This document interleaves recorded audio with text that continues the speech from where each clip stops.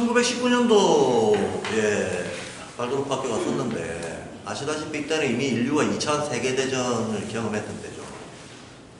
근데 아마 1차, 2차 세계대전만큼 전 세계적인 차원에서 인류한테 마음의 상처를 줬던 일이 과연 있었겠나 싶어요. 더군다나 충격적이었던 것은 사람들이 15세기 르네상스 대항해 시대 때부터 시작해가지고 무려 한 5세기에 걸쳐서 새로운 문명을 열어젖혔다라고 하는 자신감이 서구 사회는 가득했던 때거든요. 그리고 세 번의 커다란 혁명을 거쳐서 17세기 종교혁명이 있었죠.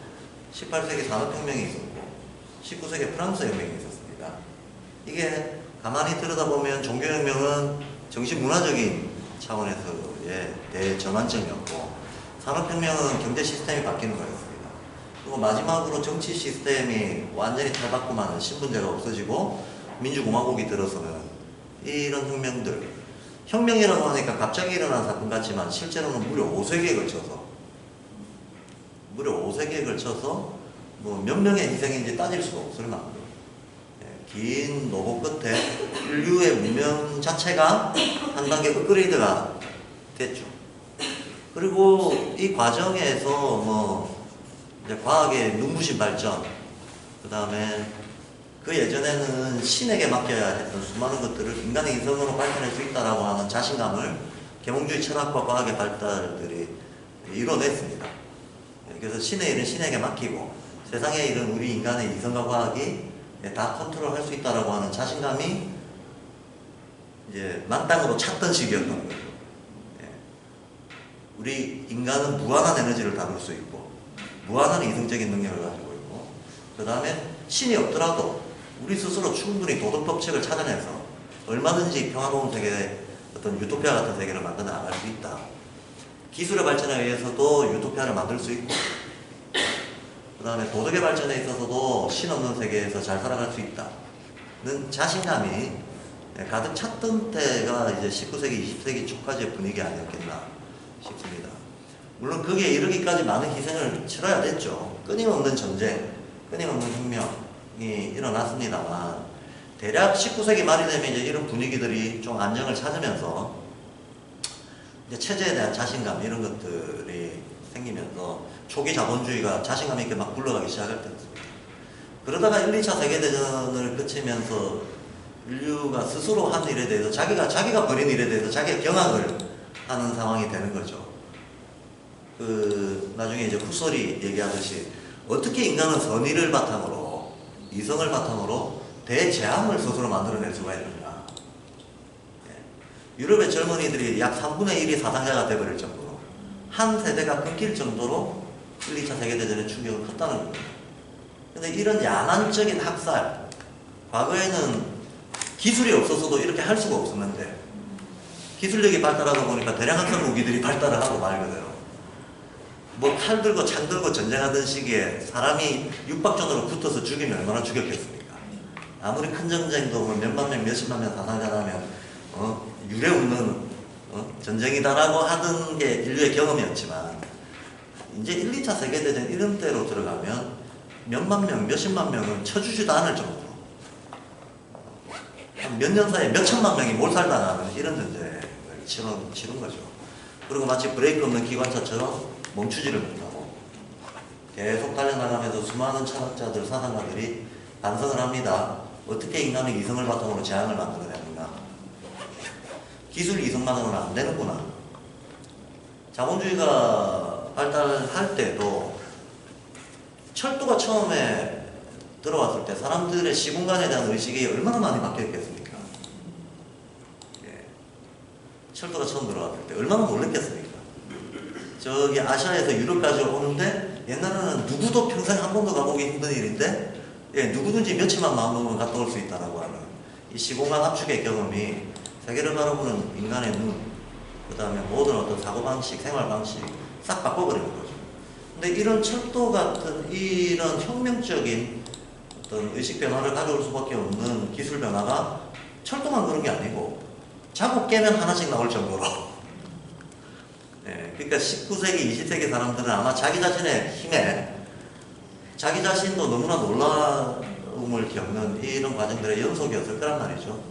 지금 만약에 지금 현재 우리로 치자면 뭐 갑자기 광속으로 날아다니는 우주선 만들어가지고 블랙홀에 갔다 왔다 이게 오늘 내일 가능해진다라고 하는 정도의 그런 깜짝 세계가 바뀌는 깜짝 놀라운 경험들을 이어서 하고 있던 시절이었기 때문에 그러니까 온갖 공상과학 소설들을 통해서 기술 유토피아 사회가 올 것이다 라고 하는 믿음들이 퍼져나가고 있기 때였습니다. 근데 유토피아는커녕 디스토피아를 만들어버리는 거죠. 유토피아를 만들 수도 있는 기술을 가지고 디스토피아를 만든다는 거예요. 똑같은 기술을 가지고 천국을 만들 수도 있지만 지옥을 만들 수도 있다는 거예요. 인류가 자기 본성을 다시 한번 돌아보게 되는 어떤 계기가 된 것이 세계대전 아니었나라는 생각이 듭니다. 바로 이 세계대전이 인간에게 가져다 준 어떤 위기의식. 만약에 인간이 그 내면의 악을, 자기 본성의 악의 문제를 이해하고 다스리지 못한다고 하면 그 어떤 기술과 이성의 발달도 사람의 덕이 될 수 없다라고 하는 반성을 하게 되는 거죠. 하게 되는 건데, 이런 어떤 그 체제의 위험이 이제 많은 사상가들에게 퍼져나가면서 어디서부터 뭘 어떻게 건드려야 할 것인가, 어디서부터 지금의 이 위험이 구조화되어 가는 사회를 개선할 것인가, 많은 사람들이 그 생각을 했겠죠. 많은 사람들이 했을 텐데, 그때 당시에 초기 산업 자본주의의 그 어떤 브레이크 없는 자동차처럼 질주하는 어떤 폭발적인 성장이 갖고 있는 폭력성, 사실은 겉으로는 양쪽으로 계속 발전하고 있는 것처럼 보이지만 내부적으로는 끊임없이 여러 잔인한 인권적인 문제, 또 차별, 사회 차별 이런 문제들이, 계급 갈등 이런 문제들이 끊임없이 생기고 있는 중이기도 했다는 거죠. 혹시 프롤레타리아가 무슨 뜻인지 아세요? 프롤레타리아. 이 부르잖아요. 부르에서 원래 뜻, 애만 낳는 짐승입니다. 새끼만 번식하는 짐승. 프롤레타리아라는 말이에요. 거기에다가 주체를 뜻하는 특자, 특히 특자는 이게 꼬맹이, 난쟁이 이런 경멸적인 의미로 갖다 붙이는 건데, 프롤레타리아트, 그러면 새끼만 까는 짐승놈의 자식, 뭐 이런 경멸적인 용어인 거죠. 경멸적인 용어. 노동자 계급을 그렇게 봤다는 겁니다. 노동자 계급을 그냥 노동력이라고 하는 생산 자원을 공급하는, 가축대처럼 보던 어떤 당시 계급 갈등이 반영되어 있는 아주 경멸적인 용어로 프롤레타리아트라고 하는 말이 나왔던 겁니다. 실제로 아주 잔인한 아동노동에 대한 기록은 18, 19세기 공장위원회 보고서, 영국 공장위원회 보고서가 인류 최대 기록물인데, 초기 자본주의에 대한 보고서에 수도 없이 기록이 되어 있고, 그게 이제 칼 마르크스가 자본론에서 대거 인용을 하면서 오늘 우리가 이제 볼 수 있습니다.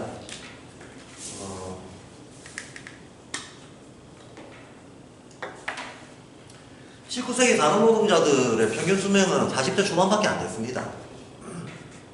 그리고 5살, 6살 가장가장 걷기 시작하면 공장에 때려 넣어서 이제 일 시킵니다. 이러다 보니까 워낙 오염된 공기, 열악한 노동조건, 평균 노동시간이 대략 한 16시간이더라고요.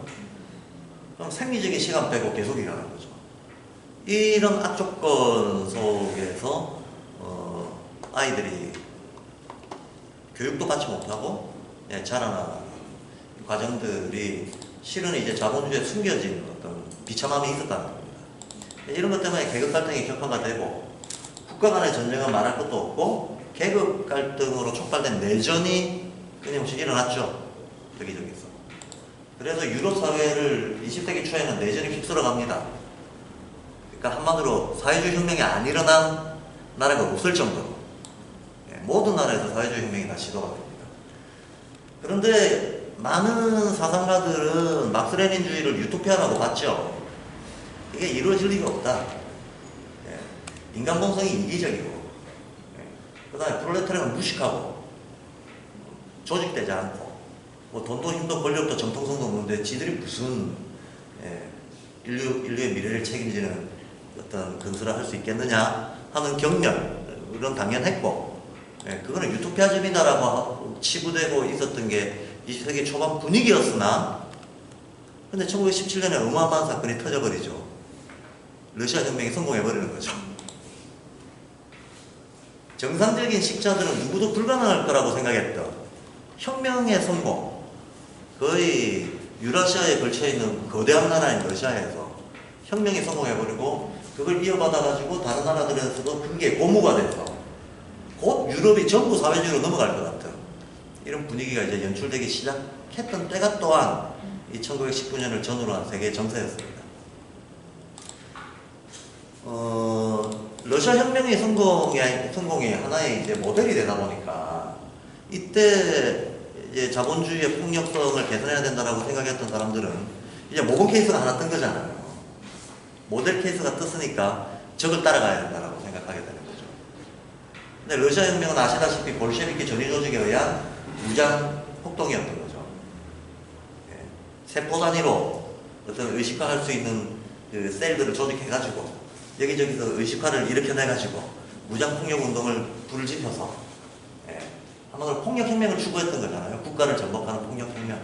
그래서 국가를 장악하고 국가가 생산수단을 전부 국유화하고 그렇게 해서 저기 소위 사회적 생산수단에 대한 그 부르주아적인 소유를 철폐시켜버리고, 예, 생산수단을 재분배를 해가지고 땅 재분배하듯이 재분배해서 다 그냥 평등하게 만들 수 있다.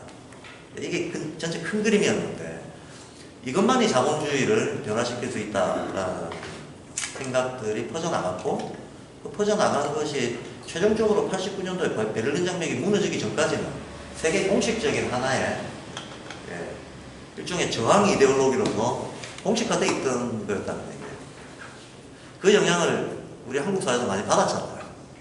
특히 80년대 민주화운동에 나섰던 많은 분들은 이 러시아 혁명을 전후로 했던 사상의 영향을 너무나 자연스럽게 우리라고 딱히 피할 도리가 없었던 거죠. 전 세계가 다 받았던 거예요.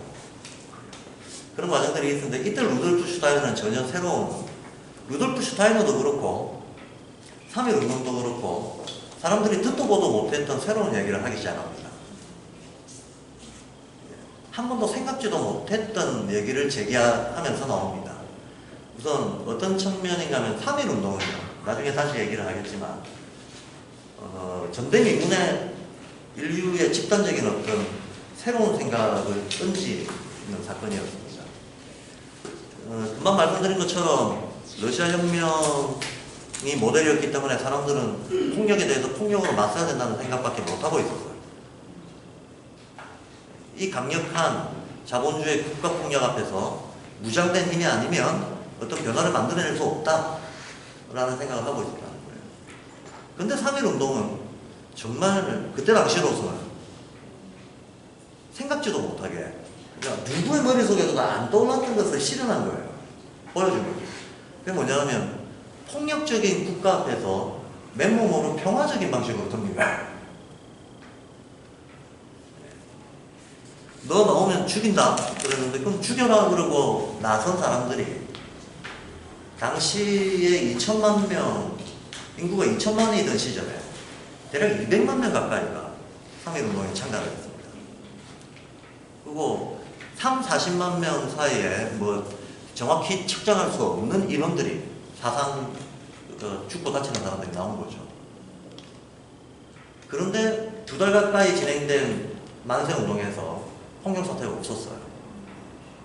그 뒤에 3.1운동이 무자비하게 이제 탄압이 되고 일제 통치 방식도 뭐 문화지배라는 방식으로 좀 바뀌기도 했지만 또 3.1운동이 이제 잔인하게 이렇게 억압이 되는 과정 속에서 오히려 이제 무장 독립운동이 한국 독립운동에서는 오히려 힘을 키우게 되죠.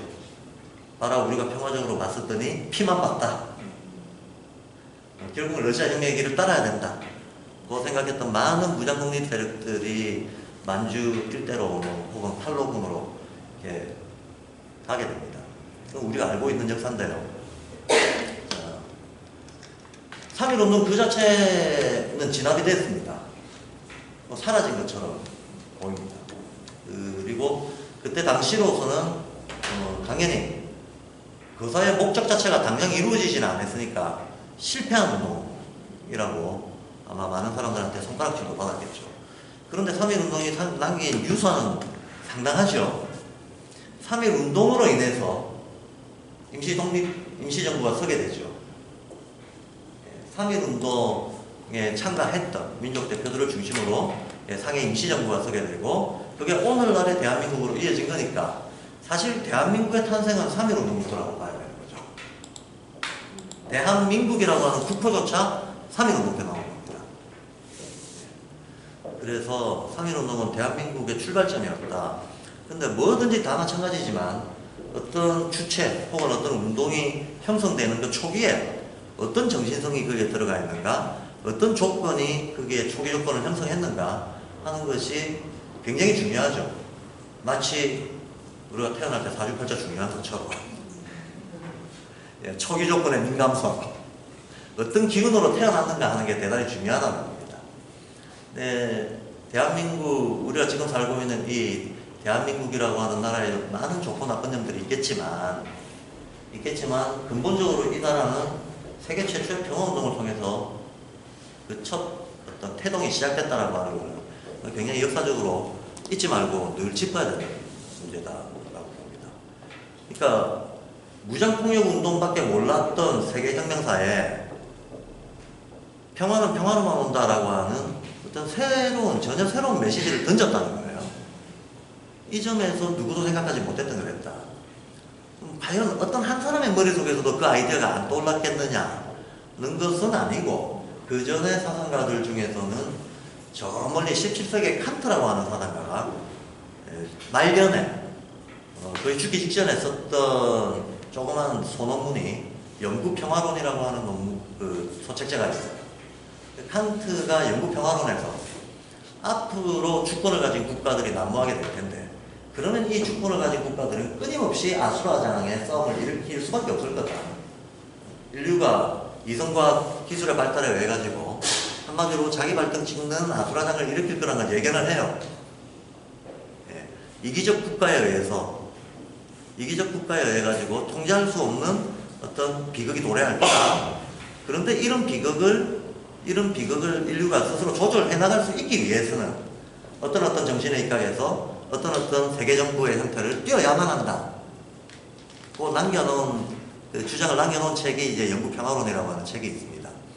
그 영구평화론에 제시되어 있는 몇 가지 원칙들이 오늘날 유엔의 기초가 되고 있습니다. 세계연합, 유엔. 이 세계연합도 1차 세계대전 이후에 태어나거든요.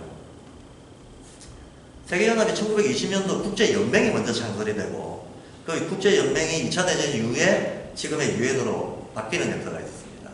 재미있는 것은 국제연맹이 창설됐던 직접적인 동기를 3.1운동이 제공해줘요.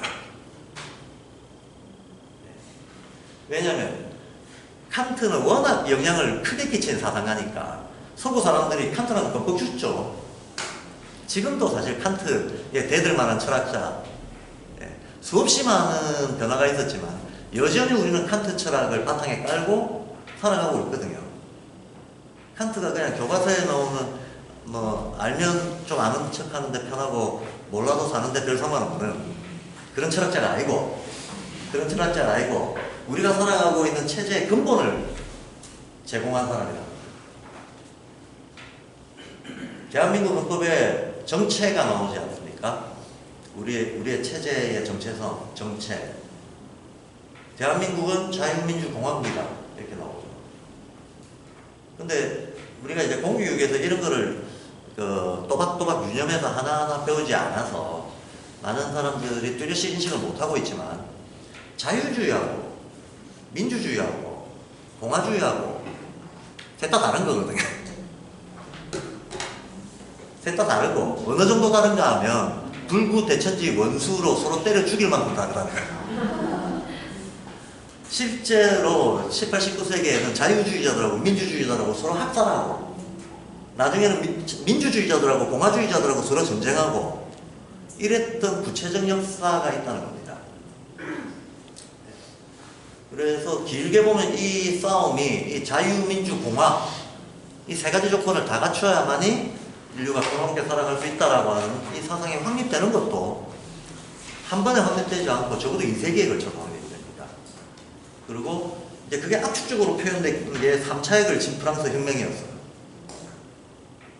그래서 프랑스 혁명, 그 레미제라블의 배경이 되고 있는 1차 혁명. 1차 혁명 때는 자유주의가 키워드였습니다. 2차 혁명 때는 민주주의가 키워드였고, 3차 혁명 때는 공화주의가 키워드였어요. 혁명을 한 번씩 겪을 때마다 체제가 평화롭기 위해서 갖춰야 될 뭔가에 대해 가지고 인류가 계속 경험적으로 피를 봐가면서 교훈을 쌓아 올린 거죠. 자유주의를 해놨더니 홉스가 예견했던 대로 온통 그냥 야만 상태로 힘싸움을 하더라. 그래서 자유가 독재를 부르더라. 이 독재를 방어하기 위해서는 루소가 주장한 대로 국민의 일반 의지를 법으로 만들어서 해야 된다. 그래야 독재를 반대할 수 있다. 라고 했는데 그래놨더니 지금 현재 우리도 겪고 있지만 다수결만 되면 아무리 불합리한 떼국도 만들 수 있다는 식으로. 근데 무슨 진리가 다수결 아니잖아요. 선하다, 아름답다. 인간이 근대사회에 들어오기 전에 언제 어디서 누가 이거를 정립했는지는 아무도 알 수 없지만 동서양이 너무나 자연스럽게 인류의 보편적 가치라고 어디서나 인정받는 가치가 개념은 조금씩 달랐지만 요즘식으로 얘기하자면 진선미였습니다. 그래서 제가 어렸을 때 미스 코리아 1등이가 진인가 맨날 궁금했는데 수천 년 전부터 그랬더라고. 진선미 이 세 가지를 인류는 동서고금의 보편 가치다 하고 서로 공유하고 공감하고 살아왔다는 거죠. 공유하고 공감하고 살아왔는데 이 진선미가 다수결이 아니거든요. 그렇죠? 진선미가 다수결로 결정될 수 있는 게 아니죠. 인류의 보편 가치에 대한 어떤 도덕 감정하고 민주주의라고 하는 것은 딱 맞아 떨어지지 않습니다. 그래서 반드시 뭔가 플러스 알파의 조건이 더 있어야 민주주의가 정당화될 수 있다. 그 플러스 알파의 조건이라고 하는 것이 이성에 의한 자기증명입니다. 아무리 다수결을 했다 하더라도 이것이 이성적으로 뒷받침되지 않는다 그러면 의미 없다는 거예요. 그리고 이렇게 이성적으로 뒷받침되는 공론의 장에 그 누구도 제한 없이 참여할 수 있어야만이 그렇게 해서 이루어진 이성적 합의, 과학적 증명을 바탕으로 만들어진 다수결만이 우리가 살아가는 시스템의 기본 룰로 인정될 수 있다라고 하는 거가 덧붙여집니다. 공화주의라고 하는 거. 물론 정치학 쪽에서는 공화주의를 일종의 계급 타협의 양식으로 이해를 하고 있습니다만 전체적인 정신적 의미는 지금 제가 설명드린 이런 흐름을 바닥에 깔고 공화주의가 자리 잡게 된다. 그러면